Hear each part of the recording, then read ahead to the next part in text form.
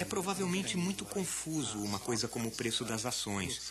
Parece totalmente aleatório que não há condições de calcular o que se está calculando. Ninguém está tentando calcular onde o preço das ações vai parar, quando vai subir, quando cairá, como estará daqui a 6 meses. Não é a este tipo de pergunta que se pretende responder. O preço das ações é realmente aleatório.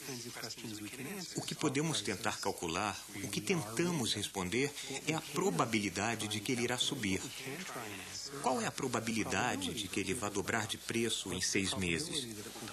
Qual é o retorno esperado que eu posso ter se investir nessa ação? Como eu posso aconselhar uma estratégia para negociar essas ações que elimine algum tipo de risco que eu tenha na minha carteira?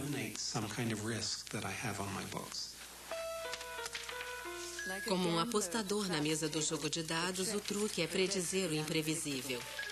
Os dados que caem geram números aleatórios, por definição, fatos imprevisíveis. É pelo entendimento das leis das probabilidades que o apostador entendido em matemática pode minimizar o risco.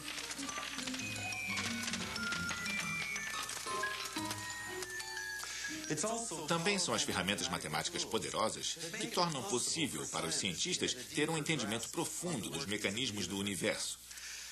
E não há como fugir. Para entender realmente as teorias de Einstein, é preciso saber matemática. Mas, felizmente, não é preciso saber nada de matemática para apreciar a importância de seu estudo, mesmo de seu estudo mais famoso.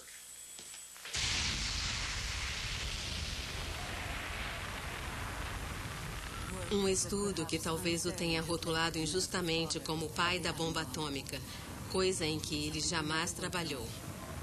Suas contribuições foram as percepções da física básica publicadas décadas antes. Bem, ele escreveu uma carta ao presidente Roosevelt, sugerindo que os nazistas poderiam estar desenvolvendo uma arma atômica. Mas quando os nazistas foram derrotados sem o uso de armas atômicas, Einstein, um pacifista por toda a vida, disse que esse fora o pior erro de sua vida. Não manchado pelo sangue de qualquer ser humano na Terra.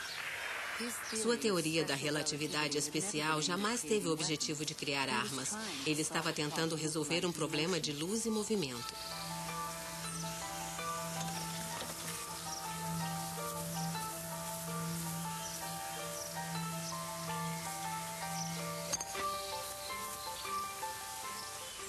Em 1905, o que a ciência sabia sobre a luz e o que havia de certeza sobre movimento não parecia se encaixar. Einstein foi capaz de conciliar as duas, desafiando uma coisa mais fundamental: o nosso entendimento do tempo.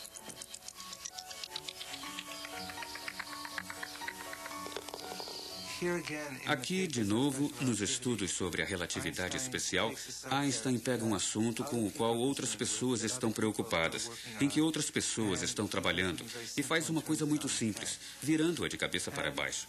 Um dia ele percebeu que poderia fazer as duas coisas se encaixarem.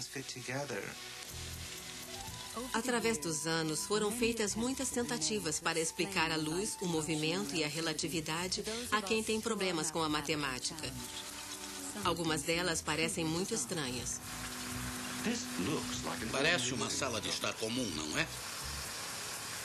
É difícil dizer o que está parado e o que está em movimento.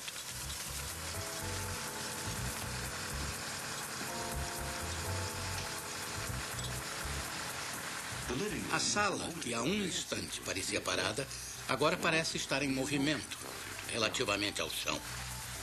Einstein conseguiu conciliar o movimento relativo e a natureza da luz, mostrando-nos que o tempo não era o mesmo para todos.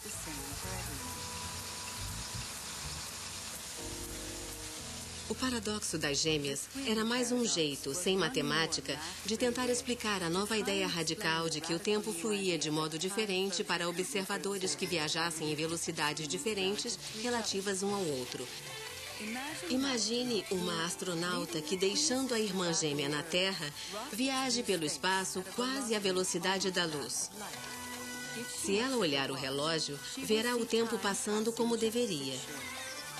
Na Terra, sua irmã gêmea também vivencia a passagem do tempo do jeito usual.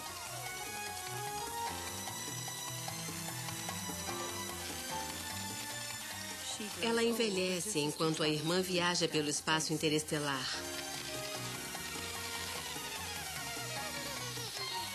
Finalmente, as irmãs se reencontram, uma senhora e uma jovem astronauta.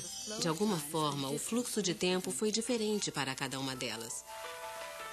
A teoria especial da relatividade de Einstein nos fez repensar coisas básicas, como espaço e tempo. Ele passou a década seguinte pensando em como adicionar a gravidade a essa mistura. E conseguiu em 1916 com sua teoria geral da relatividade. Bem, foi uma teoria de gravitação, substituindo a lei da gravidade de Newton, dizendo que a gravidade, na verdade, é a curvatura do espaço causada pelas massas. Essa era uma teoria muito interessante, mas a princípio parecia envolver apenas exemplos de difícil compreensão, como o comportamento da luz em volta do Sol em um eclipse.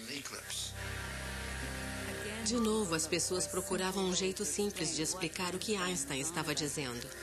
Foi assim que A Natureza das Coisas fez isso em 1964. Ele disse: pensem nisto aqui como coisas no espaço. Se eu inserir o Sol nelas, elas cairão no Sol. Mas não porque são atraídas, disse Einstein. E sim porque este corpo vai distorcer o espaço. Deste modo.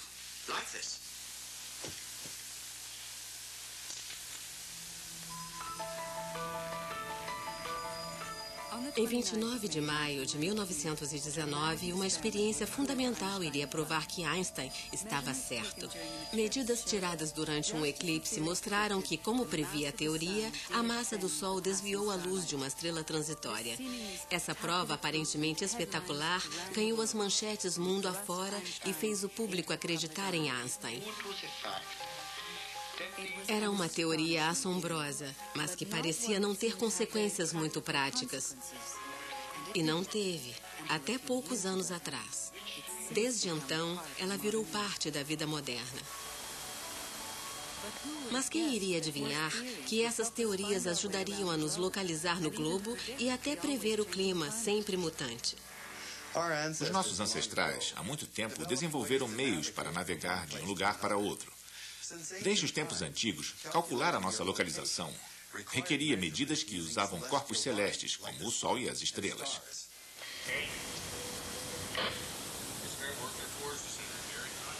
Os anos 20 viram a introdução de técnicas que usavam o rádio. Mais recentemente, satélites fornecem maior precisão e trazem uma nova era para a tecnologia da navegação.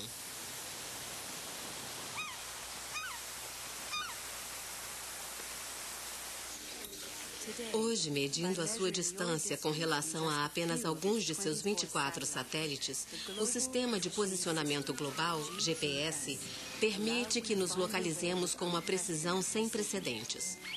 Mas se o sistema não levasse em conta as mudanças relativistas no fluxo de tempo, o GPS simplesmente não funcionaria. Em junho de 1977, quando foi lançado o primeiro satélite do GPS, alguns cientistas duvidaram que os ajustes de Einstein seriam necessários. Mas o sistema foi projetado e modificado só como garantia caso a teoria da relatividade se provasse correta. Que sorte! Sem os ajustes relativistas, todo o sistema do GPS teria se tornado inútil.